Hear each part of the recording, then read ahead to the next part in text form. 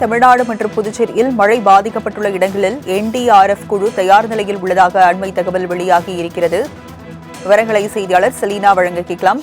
Selena, 11 தேசிய பேரிடர் மீட்பு படை குழு தயார் நிலையில் இருப்பதாக அறிவிப்பு வெளியாகி இருக்கிறது. விவரங்கள் என்ன?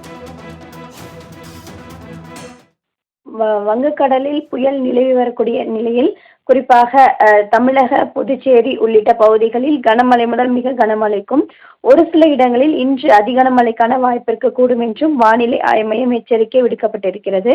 இந்த நிலையில் மழை பாதிப்புகளை முன்னெச்சரிக்கை பணிகளாக பல்வேறு பணிகள் மேற்கொள்ளப்பட்டு வருகிறது.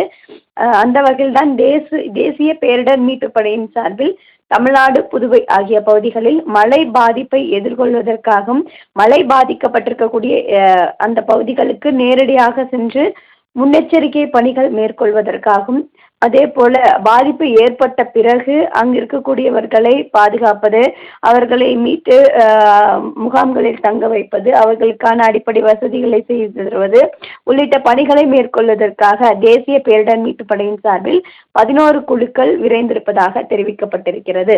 குறிப்பாக மாநில பேரிடர் மேலாண்மை துறை ஆணையமும் மாவட்ட நிர்வாகத்துடன் இணைந்து இந்த தேசிய பேரிடர் மீட்பு குழுவும் செயல்படும் என்று தெரிவித்திருக்கிறார்கள். 30 பேர் கொண்ட 11 தேசிய பேரிடர் மீட்பு குழுக்கள் தயார் நிலையில் இருப்பதாகவும் தெரிவிக்கப்பட்டிருக்கிறது. விவரங்களை வழங்கியதற்கு நன்றி செலீனா.